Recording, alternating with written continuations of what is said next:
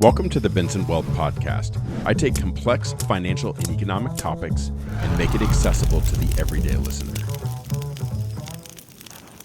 Hello, everyone, and welcome back to the Benson Wealth Podcast. My name is Drew Benson. I'm the president and founder of Benson Wealth Management and a senior wealth advisor with Raymond James. I'm also the co-managing partner for True North Wealth Management Group, which is a platform for independent wealth advisors. I'm a former economist, and I'm currently a certified financial planner. So today I interview Dr. David Henderson, who is a professor emeritus in economics at the Naval Postgraduate School in Monterey, California. He is currently a research fellow at Stanford University's Hoover Institution. David was a senior economist for energy and health policy with President Ronald Reagan's Council of Economic Advisors from 1982 to 1984. He's the author of multiple books, most notably The Joy of Freedom: An Economist's Odyssey. He is also the editor of the Concise Encyclopedia of Economics, which communicates to a general audience what and how economists think. The Wall Street Journal commented, quote, "His brainchild is a tribute to the power of the short, declarative sentence," end quote. David holds a bachelor's degree in mathematics from the University of Winnipeg, and he also has a PhD in economics from UCLA. He has appeared on numerous media outlets from Fox News, C-SPAN, CNN, The NewsHour, with Jim Blair, CNBC, Squawk Box, MSNBC, BBC, to CBC, and others. He's also written multiple articles for the New York Times, Barron's, Fortune, and others. But one of his greatest claims to fame is that he has published as many articles in the Wall Street Journal as his current age. David is 73. Lastly, David, or Dr. Henderson, I should say, was my macroeconomics seminar professor in graduate school. In fact, he admitted to me before this interview that he looked up my grade. I was a little nervous because I didn't quite remember what I got in his class. He told me I got a good grade, and he said he didn't pass many out. I'm pretty relieved. All right, so this is another two-part interview. In the first part of this interview with David, we really look at the COVID-19 government lockdowns of the economy through the lens of a trained economist. In fact, I think there's timeless principles that should have been considered. And what I appreciate about David and his writings is that he really highlights the inherent fragility of top-down government planning that was deployed by public health officials and by state governments. Unfortunately, though, as you'll learn, many economists, if not all of them, were pretty much ignored during this process. And the reason I think they should have been considered, even though they're not public health officials, is that there's incredible unintended consequences when you lock an economy down that have profound ramifications for the economy, for public health, etc. And so what I like about David and many of those in the economic field is they have a profound grasp of the unintended consequences of public policy and central planning. I hope you enjoy. David, thank you very much for being on the Benson Wealth Podcast today. Thanks, Drew. It's nice to see you again. It's nice to see you again after 15 years. Wow, it has been 15 years. I was a student in your macroeconomics seminar class at San Jose State. That's right. I taught it for Jeff Hummel. He went on sabbatical, and he said he would feel comfortable going on sabbatical if David Henderson could take his place. Which That's a nice compliment coming from him. Yeah, it was. Overstatement of my abilities at the start, but not by the end. I mean, I put serious time into learning macro, and you never learn something as well as when you have to teach it and you're conscientious. You know, you want to be ready for that rare question and be able to answer it. So, yeah. Well, I loved it, and I was your student, and I learned immensely. I actually still think about some of the topics that came up, so glad to have you back. Thank you. So today we're going to talk about COVID-19. A lot has transpired since the onset of the virus in 2020.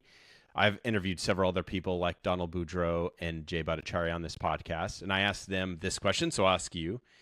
When the lockdowns first started happening back at the very beginning of 2020, what was your initial reaction to that? My initial reaction was horror. And not because I'm an epidemiologist, not because I'm a public health expert, but because I'm a government expert. I know how governments work. I know that when they suddenly adopt sweeping powers, whether it's after 9/11 or after a pandemic, they're going to overdo it. They're not going to look at good evidence. They're going to start a path from which it's hard to escape. So I'll give you an instance. We were one of the first to have lockdowns. Actually, Monterey County, where I am, had it a couple of days before Governor Newsom imposed one statewide. And there's this radio station in San Francisco, an all news station, and I've been on their show a number of times on the phone. And they called me with about an hour's notice to say, hey, with the lockdowns and people losing their jobs, maybe you can give them some financial advice. And so I had about an hour to think about it. And so that's where I went in my prep. It was just a 5-minute interview. And I talked about, well, if you've got credit cards, pay down the higher interest ones first. It's Sure. really simple stuff. Yep. I said, Amazon just announced they're hiring another 100,000 people. Try to get one of those jobs, just Right. stuff like that. And then they caught me off guard by saying something just where it was just taken as given. They said, well, of course, as the epidemiologists say, we have to have these lockdowns. And I said, some epidemiologists say that. And they were kind of surprised. And I didn't even know the name Jay Bhattacharya, but I knew science. And I knew that the idea that 100% of epidemiologists are saying one thing when they've had a few weeks of data is really unlikely. And so anyway, that was kind of the start. And I remember just noticing, I went for a walk the night the lockdown was announced, and I ran into this young guy walking his dog, and it turned out he was a teacher. His mother had taught my daughter, and we talked just briefly. And and he was a smart guy, but the way he said it, it's like, oh, well, they know, that they're doing the right thing. And that was just shocking to me. And in fact, what it reminded me of, I grew up in Canada, as I think you remember. Yep. And when I was 19, Prime Minister Trudeau, the older one, was Prime Minister. Mm-hmm. And there was a kidnapping of a high British trade official named Cross and a Quebec labor minister named Laporte by this leftist group, this leftist pro-separation group called FLQ, Front de Libération de Québec. Mm-hmm. And I woke up one morning in October of 1970 and found out that Trudeau had invoked the War Measures Act, which gave him complete power over everyone, gave him the power to put people in jail without charging them. And he used it to jail about 600 people from Quebec, many of them his political opponents. Wow. And one of the guys got murdered, Laporte got murdered, Cross got saved. But they did it with standard police powers. The War Measures Act didn't help them at all to find the bad guys, and the bad guys got a one-way ticket to Cuba. So I don't know if that's a good deal for them. But anyway, so I remember at the time I was a libertarian, and I'd already read about government. I'd already read about FDR imprisoning Japanese Americans. Mm-hmm. And I just had this healthy skepticism of governments invoking massive powers quickly without much discussion.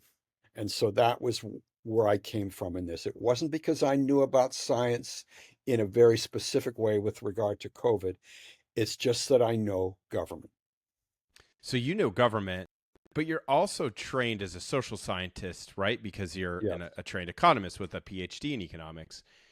To what extent, as an economist, did you understand human nature, human action, and even data sets to know that the phrase trust the science or trust the experts? Do you think your training helped you as well in the field of economics when you heard that Yeah, phrase? I do. And one of the main people whose work helped me was Friedrich Hyeck. He wrote an article in the American Economic Review. That's the premier journal of the American Economic Association. That article would never be published today because it didn't have a single equation. And he argued that the reason socialism would fail, even aside from incentives, he said, let's say that he didn't even address incentives. He just said the reason it would fail is governments don't have the information they would need to plan an economy that the information that is used in an economy is the information in millions of our minds that's by necessity decentralized. And so they just don't know enough to plan. And so that kind of, as I thought about that over Hmm. 50 years since reading it first, that certainly uh, informed what I thought about it. And by the way, I used that article in every class I taught, including the one I taught you. I Um, remember it. yeah, yeah. So yeah, It's Hayek's knowledge problem, correct? yes, yes, right. So And so so yeah, that certainly informed me. Yeah, so let's dig into that. So I was going to talk about Hayek and Mises and economic calculation and the knowledge problem and incentives because I think this all matters. And you reference this in one of your articles. I had this for the second half. Let's talk about it now, and then I can go to my other questions that we'll do sure, later. sure. So let's talk about your article with the Fraser Institute. Was it Fraser Institute that you wrote that Fraser for? Institute in Canada. Yes. Beautiful. So you talk in that article about the knowledge problem. So let's expand on what was Hayek really driving at, and how did that fundamentally set the COVID-19 task force up for failure? So explain it first. What's Hayek's knowledge problem? Okay. First of all, Hayek's problem that he talked about was narrower than where I'm going to go with it. Okay. Hayek said essentially the price system is the savior. The price system, free market with prices fluctuating in response to changes in supply and demand, is what gives us the signals to make good decisions either as buyers or sellers. That Mm-hmm. was his basic point, that you need Mm-hmm. a price system. Without a price system, you can't have planning, which means planning doesn't work because planning by definition, socialism at least, socialist economic planning by definition means throwing out the price system. So that was Correct. his point. Mm-hmm. My point was, I mean, because I read this first one, I was about 20 and then read it. It was on, I think, 3 or 4 syllabi at UCLA my first year in the PhD program. So I read it 3 or 4 times. Great. And each, and then as I progressed as an economist, got my PhD, started teaching, I realized it's even more general than Hayek said. It applies to lots of government planning, whether or not it's planning an economy, Mm-hmm. because government doesn't have the information. Mm-hmm. Now, Hayek never talked about incentives in that article, but Mm-hmm. that's another important part of it. Government also doesn't have the incentives. And one of the things I said in one of my pieces, I think it was my Reason article that I sent you, was Yes. that Fauci would get his same $417,000 a year, no matter how well or how badly things worked Mm-hmm. out. So they just don't have the right incentives.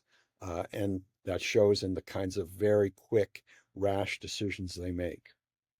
Yeah, and I think also, and I believe you're making this point, is there's local knowledge, Yes. that when you're a task force, right? And so they basically, in essence, this COVID-19 task force became a type of central planning board. I think that's Yes. a fair statement. And one of the Yes. fundamental rubs of a central planning board is that they don't have knowledge at a very local level. By the way, the private sector can run into the knowledge problem as well because when they get too big, right? And now granted they have prices and there's other mechanisms to correct decisions, but there can be a point where we've seen major private sector institutions having to go through major reforms because there's too many layers of bureaucratic sort of fat, and they get further and further and further and further away from an end client. Now there's mechanisms to correct that. And back to the task force, and I'm curious on your thoughts on this, they had almost no local knowledge, Yeah, correct? they had no, I think you could say they had no local knowledge. And one of the points that, so I reviewed both Scott Atlas's book, and Yes. by the way, little thing I should say, Scott Atlas has been a colleague, is a colleague at the Hoover Institution. And after I reviewed his book, we became friends, but we weren't friends. We were friendly, but not friends when I reviewed it. So I just want to point that out. But Scott Atlas points out that when Deborah Birx, who was really head of the task force, Mm-hmm. came to the meetings every day, she came with data from various state agencies. And Scott Atlas pointed out they're measuring these things differently. So you can't compare Georgia with Mississippi or whatever because they're measuring it differently, and you have to take account of that. And she was just doing it the way someone who's been a bureaucrat for over 3 decades does it, where you Mm-hmm. just, Mm-hmm. this is it. So yeah, they didn't have local knowledge, and that's the nice thing. We did have local knowledge. So the 20-year-old who wants to surf off the beach of Carmel, why are the police tr- attacking him and bringing him down and putting him in handcuffs? This Mm-hmm. is crazy. He's out in the air, and it doesn't take a lot of knowledge to know that out in the air, you're at least risk. And by the way, there's no one around him except the cops when they tackle him. So Mm-hmm. just all kinds of things like that. Yeah. Yeah, and then so there's also the economic calculation problem that exists with, and it seemed that you were referencing that in one of those Yeah. articles too, because I know Yeah. that Hayek was working off of the work of Ludwig von Mises, and Yes. Ludwig von Mises, and I remember talking about this in your class. That was the economic calculation problem. So one of the Yes. fundamental problems with central planning boards or governments, whether it's state or local or federal, is that they don't have a profit and loss mechanism to give them Right. clear signals if the utilization of resources is being used to its most productive ends. I mean, Right. for instance, like I run two wealth management businesses. You better believe I understand my bottom line. I look at it Yeah. almost daily, right? Yeah. Because I have a clear signal that the services that I provide for investors and for advisors that we employ, I have clear signals that give me an understanding that I'm either making good decisions or I'm making poor decisions. And Yeah. unfortunately, the profit and loss system, Dr. Henderson, has been so maligned in our society. But the presence of losses provides a level of discipline to a Right. business owner, to an entrepreneur, and it's so fundamental to successful business. But governments don't have that mechanism, which also inherently distorts the way resources are allocated during something like a major pandemic. That's right. That's right. And by the way, one of the things I should clarify, which I think some people don't, is that the task force actually had very little power, that it was the state governments that did it. But the, Okay. the task force said, hey, here's what you state governments should do. And then the Mm-hmm. state governments did it with rare exceptions. And Mm-hmm. so we can't completely blame the task force. Agreed. We can blame the governors, most of the governors. I mean, the one in South Dakota who unfortunately shot her dog, she made, I think, some good decisions during COVID by not locking down, yeah, I think she did well in that respect. Let's talk about incentives. So, yeah, I know Hayek didn't address incentives, but incentives play a part. Dig a Yeah. little bit more into. Well, I'll throw something at you, and I'm Okay. curious on your feedback on this. Okay. So, one of the things that I've probably read this by someone much as a much greater thinker than me, but when I think of someone that works for the public sphere or for the government, one of the things that I think is somewhat universally true is the perception of doing nothing could pose a greater political risk than doing something, even if the something that they're doing isn't good for society, right? Like, Yes. no one wants to stand at the podium as the president of the United States or the governor of Florida or the governor of California and say, we're going to let society work this out. I think they feel this internal pressure, whether it's external or internal, that they have to do something because it makes them look like they're acting. Do you think that can play a part into why public figures make some of these decisions?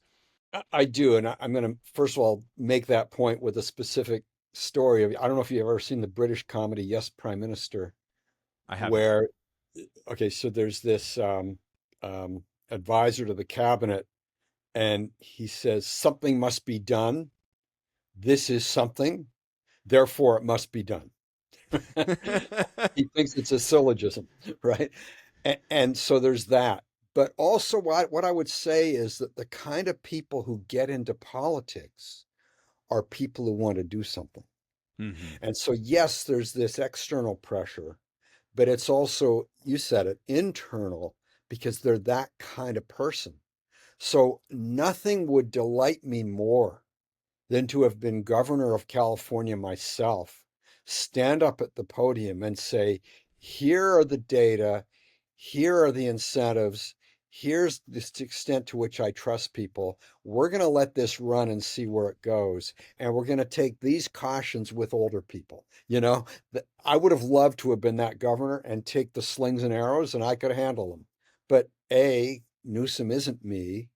He's someone who wanted to be in politics in the worst way for decades. Hmm. He wants to be in politics to do things. Hmm. That's how they think about it.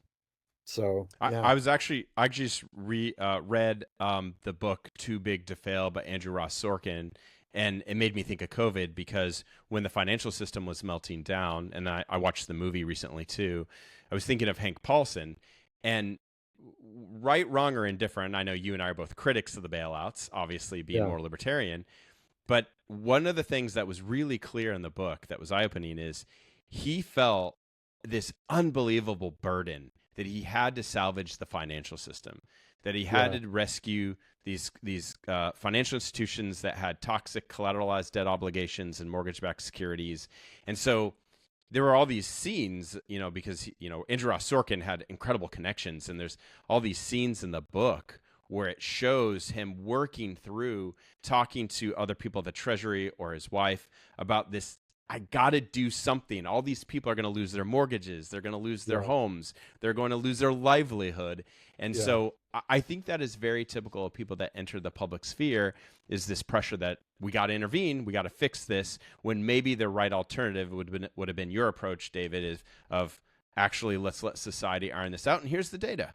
And you can make yeah, yeah, a rational decision on your own. I want to go back to something really quick.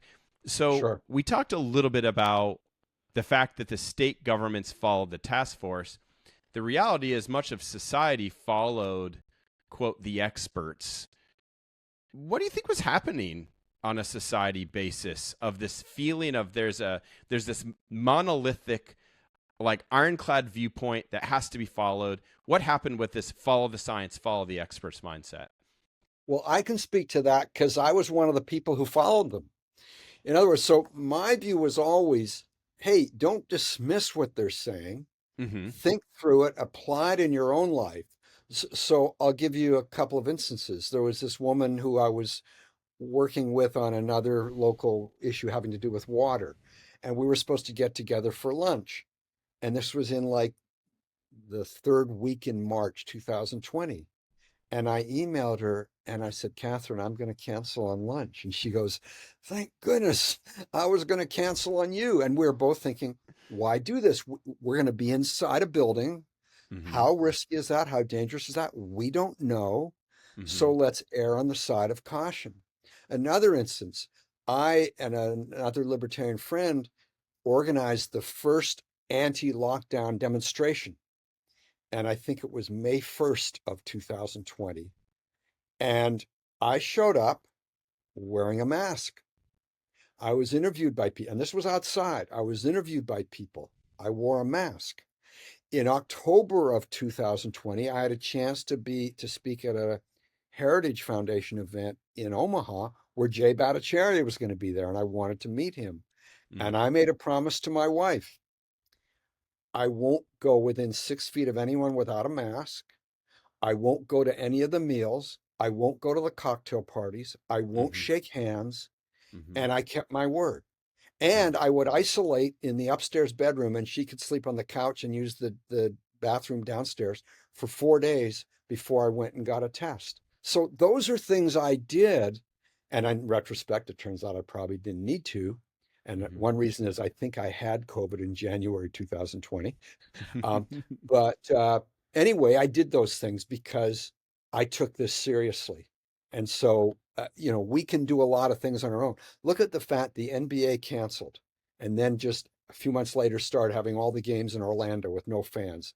NHL canceled. NCAA canceled and never even rescheduled the March Madness. That's All right. those things people did on their own. And so that was one of the arguments I made in a couple of things I wrote was that It's not like we were ignoring this. We were saying, okay, you scientists have given us data that you believe. We're going to act on it. So yeah, and then as of course, as we learn more, I think it was crazy. So for example, let's say I'd been running a private school for like, you know, elementary school kids.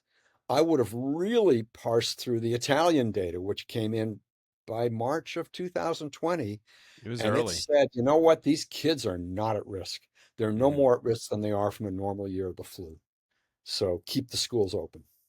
Yeah, and that was something that Jay Bhattacharya was researching, right? He was looking at Yeah. Italy, Northern Italy in particular. He was looking at the NBA, and they also were looking directly because they kind of knew that the virus had pretty much ripped through Wuhan as well. And so they Yeah. could make some thoughtful extrapolations to the case fatality rate at the time.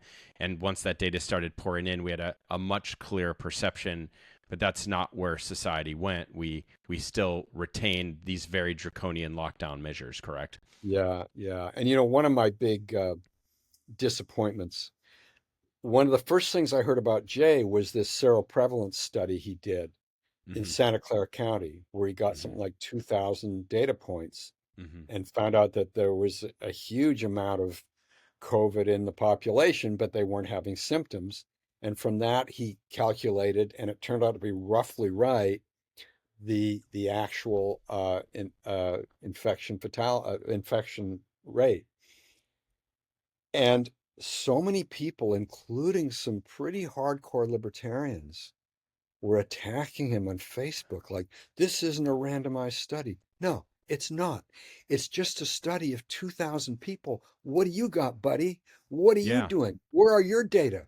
You know, Yep. and that really upset me that they were just so hostile Hmm. to what he was doing. Yeah, I'm. It's not like the Imperial College was doing perfect randomized studies Yeah, themselves. I mean, they had, yeah, if you, they had a model. They weren't even studying it. They had a model. So, which as we now know. So yeah, in that article, by the way, this is where I was skeptical of the lockdowns from their very beginning myself. But when I read Jay's article, I didn't know who he was, but I remember because I'm a Wall Street Journal reader. Surprise, surprise! And I sure. remember flipping open that was back when I was still getting the physical paper, and I remember flipping that article open and reading it, and it was so eye opening. And I remember him saying in that article that based on my study of Santa Clara County and based on northern Italy and these other pockets, he thought that, and he used the word magnitudes. We believe that the case fatality rate is probably magnitudes lower than what the Imperial College was saying at the time, because they were suggesting it was going to be north of 3%. And he said it was in a range, but he said it could be as low as a quarter of 1%. And when the data came out much more clearly towards the end of 2020 and into 2021, he was almost spot on with his assessment. So even though Right. it wasn't this perfect little study that people were critiquing him for, at the end of the day, he was pretty stinking accurate, is my understanding of it. Yeah, he definitely got the order of magnitude correct. I think he was a little low. It might have been as much as double what he said, but it wasn't triple, and it Yeah, wasn't 10 times. it was not So 10 yeah, times. yeah, yeah, yeah. So no, So, that so I think what stabs at the heart of this too is, and we talked about this a little pre-interview, so I'm eager to get your perspective on this, is yeah, the idea of rationality, right? So I think when it came from the lockdown measures, there was a sense that human beings lack the rational capacity or the appropriate incentives to make proper calculated judgments on their own life, right? They didn't have the ability to make the right choices. And so there, and Jay talked about this, that in the UK there were what were known as nudge units. So nudge is a very common topic in yeah, behavioral economics. Behavioral economics is very, very common in my field of finance and Wall Street. And so they were deployed. And I guess my question to you, this sort of modern, I'll say, just to give it a term here, to give greater clarity, it's the Daniel Kahneman's thinking fast and slow, that people have what are known as cognitive heuristics. We all have cognitive heuristics. Now, some like Gerd Gigerenzer, who I've also interviewed on this podcast, believes that these heuristics actually, in our subconscious, allow us to act often quite rationally. But Kahneman's perspective, and so is Richard Thaler's perspective, is that no, it actually leads to great irrationalities and the inability to make good decisions. Do you think that that form of behavioral economics was being used by government officials in the form of things called nudge units? And what do you think of the idea of behavioral economics in that form? Yeah, so the nudge units, my understanding, were a much bigger deal in Britain than they are here. Okay. But Thaler and Sunstein, his co-author, who's a law professor at Harvard, would very much like them to be a bigger deal here. Mm-hmm. Um, I'm so I was one of the people at Rochester when Thaler and I were both assistant professors. I was one of the few who was critical but not hostile. Okay. He was taking on so much of economics. He created a lot of hostility among economists and the I finance bet. professors. And I thought, hey, you know what? Let this thing run. We Yeah. never know at the start what's going to lead to the big insights. And I got to say, I reviewed his book. It's over there. God, what's the name of it? It's one word, but I reviewed his book on this. And I said I found some of the data pretty persuasive Mm-hmm. because, like, one of the arguments that I made this argument myself is, well, when there are huge numbers at stake, huge wealth at stake, people get very rational. And so he talked about consulting to Dan Snyder, owner of the Washington Redskins, it was then called, about why you shouldn't put all your eggs on one one quarterback. Oh yeah, I get it. I get it. And then he gets that guy, the third, what's his name? Someone the third. And the guy Robert gets in. Griffin Jr. the third. Yeah. And I And really the liked guy's him. I was injured sad when he got hurt. and it's done. And so if he'd Oh, taken Thaler's advice, he would have been way better off. And so it was those kinds of things that made me much more sympathetic to what sure. Thaler was saying. But it's one thing to do that. And it's Mm-hmm. another thing to set up a government agency with Mm-hmm. this goal of nudging people. And part of it is that these government agencies have their own incentives, they have their own issues. And again, it's back to they don't lose much if they blow it. And so that's why I'm skeptical of going in that direction. You know, one of my I blog on Econ Log as well as having my own Substack called I Blog to Differ. Yeah. I've been And reading it. I'm enjoying it. yeah, okay, thanks. And so on Econ Log, I used to have a co-blogger named Brian Kaplan, who's an amazing guy, Yeah. and he's critical of nudges, but he says, look, if we're going to do it, let's do it in a more libertarian direction. So, for Sure. example, if you're saying people are irrational and they can't make good decisions about using heroin, okay, require that they write an essay, and this is before AI was a big deal, so who knows how they do it now, but require that they write an essay laying out why it's good for them to use heroin and then grade it. And every once in a while, someone would pass the test and that person would be able to use heroin.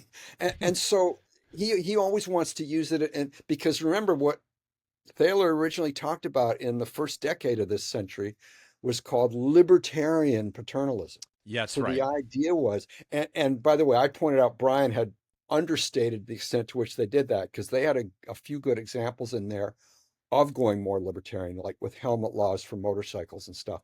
But Sure. anyway, um, that's the direction I would like them to go in, and I think that's completely gone now, is my impression.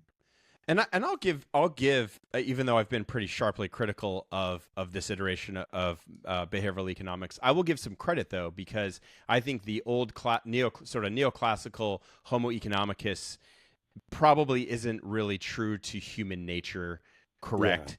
And yeah. and I've started reading like Vernon, Dr. Vernon Smith, the Nobel laureate, he won the Nobel Prize the same year, I believe, as Yes, he and Thaler. Kahneman shared it in 2002. Or Kahneman, not Thaler. Thaler, I think, was in like 18 or 19.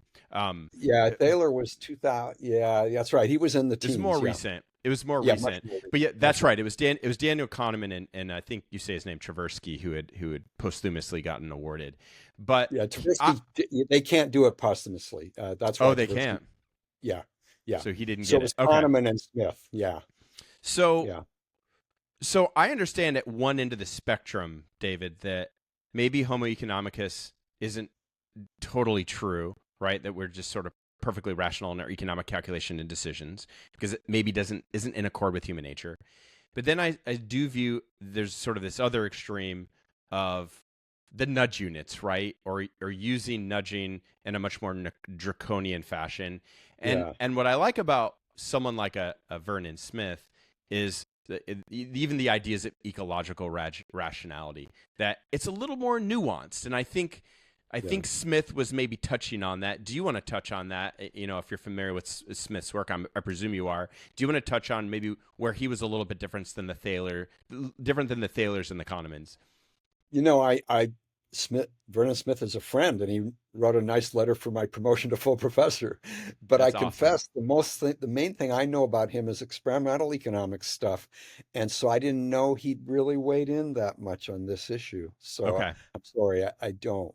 we'll punt on I this do one. think he has a lot of good judgment, and so I think the odds are like 80% that I'd agree with him. I also, though, want to point out there's a book that Mario Rizzo and Glenn Whitman did, critical of the behavioral economic stuff and the nudge stuff. And again, I haven't read it. I've read reviews of it. I've read sections of it, and it strikes me it's a very thoughtful book, kind of pointing out some of the problems with this. And one of the big problems is which one is the rational one. So let's say, like Thaler, when he was at Hmm. Rochester, he talked about the kind of the two people in our head. Hmm. Well, why is the one who he chooses the right one? Hmm. So let's say you think you should save for your old age, and then you kind of systematically make decisions that are going to get you in trouble in your old age. To me, and probably to you as a financial advisor, that does seem like not a good idea. But what if I the agree. person, yeah, what if the person says, you know what? I know it's probably not a good idea, but I enjoy it. I want it now. Like, how can we say, what is it that allows us to say? I mean, even just aside from the issue of coercion, even on the issue of advice, what is it that allows us to say, oh, that's a bad decision? It'd be a bad decision for me. It'd be a bad decision for you. But is it a bad decision for that person who really wanted to, buy that expensive car or whatever? Well, and I can tell you this as someone who manages money and works with actual clients, that everyone's preferences and goals are quite divergent. So Yeah. to state that there's this blanket ironclad law, like for instance, there's a lot of financial pundits that'll say never have credit card debt, never have any debt. Some may go as far as saying don't even have a mortgage. But then when I talk to entrepreneurs, credit is a very important part of growing a business. And research has shown, by the way, that countries that lack sufficient access to borrowing and credit have a much slower private sector growth, have much lower private sector growth. There is a Yeah. certain amount of credit that's needed.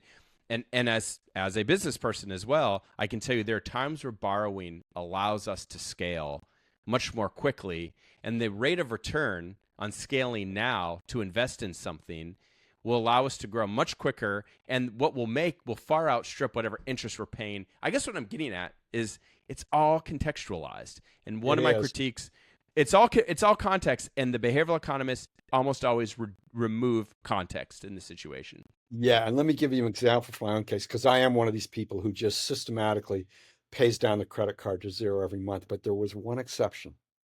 We moved out here to Monterey. My wife was pregnant. We had our baby, and we didn't have a video camera. And those things were between a grand and $1,200. And this It's is a in like lot. 1985 dollars. Mm-hmm. And I had $10,000 saved towards a down payment, and I did not want to touch that. Mm-hmm. I could have touched it and then built it back up.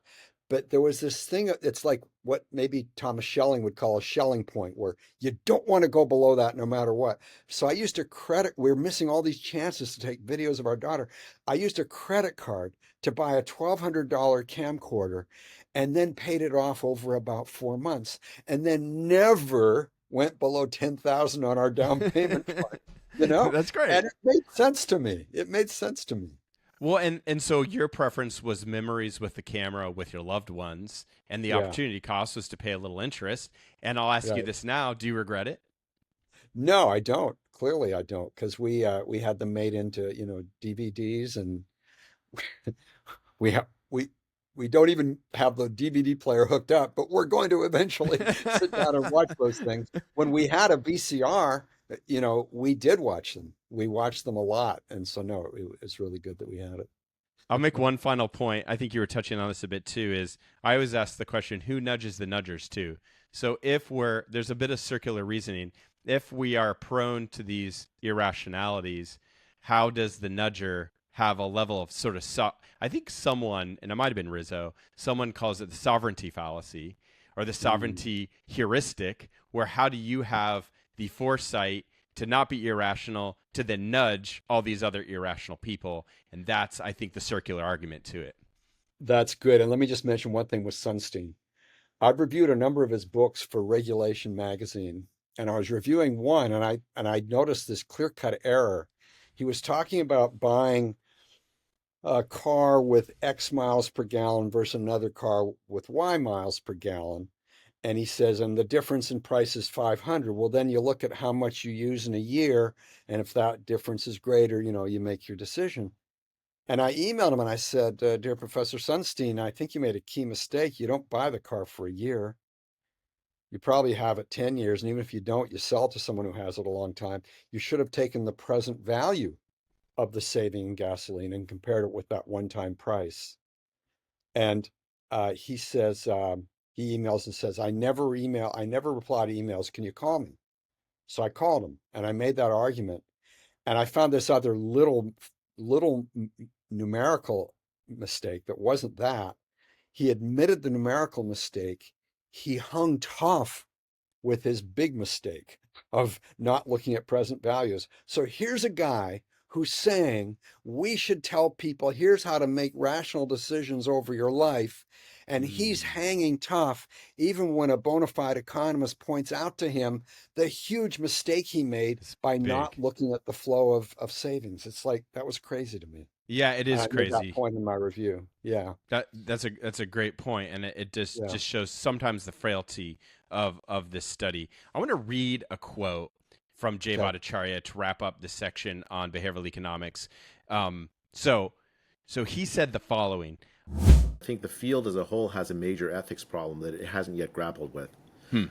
I think if the ideas of the field are primarily used as a tool for propaganda by governments to gain compliance where otherwise people wouldn't get compliance, then the behavioral economics as an academic discipline is no longer simply an innocent Hmm. exploration into Hmm. the limits of human rationality. And I think during the pandemic, it was used in that way. Like in the UK, there's this thing called a nudge. The government had a thing called a nudge unit. Hmm. Nudge being a major kind of idea. Like nudge sounds great. You just push people a little tiny bit. You change what the default is, and people choose the right thing, whatever you think the right thing is. But it wasn't that. It was like, how do I psychologically manipulate the population using these tricks that behavioral economists and psychologists have come up with? That's much more nefarious, and I think I think if behavioral economists are willing to embrace those kinds of techniques used for these kinds of purposes, I don't see any good reason for the public to support behavioral economics. Your reaction to that? I think that's absolutely right. I would just say, I want to add a couple of words at the end of the last sentence. I see no reason for the public to embrace behavioral economics applied within government, right? In other words, Okay. as Yeah. theory, it's fine. Sure. Right. Yeah, yeah, right. I Yeah, agree no, with that. and I think again, I want to give a little credit too. Like they're asking important questions about the limits of rationality, and I think Jay would, I presume, would really agree with you on this. That the discipline is fine, but to your point, it's the way it was applied through the government to nudge people. And then Don and Jay, when they were on the podcast, Don Boudreau was saying they weren't nudges; they were shoves to the American public. Yeah, yeah, yeah. No, that's right. That's right. Yeah, yeah. So, actually, I have one more question on rationality, and I want to go back to another section of this interview. So I've been thinking a lot about, and this came up with, I think Don brought this up, Donald Boudreaux, when I interviewed the two of them, about Hayek's spontaneous order and the capacity of markets. So on an island, individuals can behave irrationality. But when there's feedback, irrationally, but when there's feedback loops that come from other individuals, that can actually help people to then assess risks very differently and to start to behave rationally. What are your thoughts on Hayek's spontaneous order, and do you think this is an important thing to consider? I want to give you thoughts on spontaneous order and then on the thing on the island, because I want to separate them. First of all, I must confess, I didn't really understand spontaneous order till I was about 40. Okay. Because to me, given the way I used the word growing up, spontaneous meant quick. Okay. And it's like, it happens quickly. No, that's not what he means. It means it comes about organically. And once I got that, I went, oh, yeah, of course, that's right. So, yeah, Click. Spontaneous order makes total sense. The island thing, it reminds me, there's an economist named Richard McKenzie. Okay, so do you know that guy, Dan Ariely, who was caught making up data? He used to have a column in the Wall Street Journal, but I guess they got rid of it because he made up data. And it was called, oh man, I've got it in my library here. It was about irrationality in the title, and I'm blanking. Don't worry about it. Richard McKenzie wrote a book, and he used the same colors for his cover, and he had rationality in his title. And one of the main points he made, here's one of the big limits with experimental economics. They have people in a room making decisions on their own. Is that how people make decisions? Right. Not typically. People get data, they talk to their friends. Maybe they even read once in a while. I might have prostate cancer, by the way. I've got one big nasty result, and I'll find out in late July. I've been talking to people who've had prostate cancer. I've got 2 books on prostate cancer. So if you'd put me in a room and said, you have prostate cancer, you have to decide in the next 10 minutes whether to get this or that surgery, I'm probably not going to make a good decision. But the point is, people get input from other people. And so that's one of the huge problems with most experimental economics, is that people don't act that way, and they probably do better than the experimental economics would say they would do, because they do consult people, they do sleep on it, they do think about it. Well, and something that Jay pointed out too is that they were only listening to certain people inside the government to make decisions on COVID. And he said, had we had teachers that were providing feedback. Now, Scott Atlas, as you pointed out, was providing feedback, but they weren't taking his opinion. But if there had been teachers, economists, psychologists, epidemiologists, virologists, right? Yeah. Had they had different experts providing more feedback and there was a better process going, I think the decisions could have been quite different. But the reality is only a few voices were able to be heard, and they were acting in isolation, and that did, I think, lead to a level of irrationality to kind of pull this full circle. Yeah, and one of the points that Scott Atlas made in his book was that they didn't have any public health professionals on this task force. Public health people think about trade-offs. It's not just this part of health. It's other parts of health, and it's the whole economy. And then there was this amazing confession about a year ago by Francis Collins. He was the one who, in that, a friend of mine named Phil Magnus did a Freedom of Information Act request, Phil. And got the emails where he'd said to Fauci, we got to refute these fringe epidemiologists. Well, anyway, about a year ago, there was this discussion in a contest, something called Braver Angels, in which, and you can find the video, Francis Collins absolutely says it. I did a blog post, or maybe it was a Substack, I've forgotten which, on this, where he says, we literally didn't make trade-offs. Our goal was to minimize COVID deaths, period. So we didn't take account of the destruction of civil society. I mean, I'm using that word. He didn't, but he did essentially say that we didn't take kind of all the really bad consequences from shutting down huge parts of society that came, and so they didn't do the standard kind of trade-offs you would do. It's just like one goal. And as I pointed out in one of my articles I sent you, it'd be the analogy with central planning would be if the Soviets had said, we want to maximize the amount of bread. We don't care about eggs, cheese, healthcare, schools, vodka, anything else. We want to maximize the amount of bread. That would not have been a good thing to do. No. If you've enjoyed this content and you're looking for a wealth advisor, or if you're a financial advisor and you're looking to make the jump to the independent side, please message me on LinkedIn, or you can email me at drew.benson@bensonwealthmgt.com, or lastly, you can call my office at 603-316-2544. Securities offered through Raymond James Financial Services, Inc., member FINRA SIPC. Investment advisory services are offered through Raymond James Financial Services Advisors, Inc. Benson Wealth Management and True North Wealth Management Group are not registered broker-dealers, and they are independent of Raymond James Financial Services. The foregoing information has been obtained from sources considered to be reliable, but we do not guarantee that it is accurate or complete. It is not a statement of all available data necessary for making an investment decision, and it does not constitute a recommendation.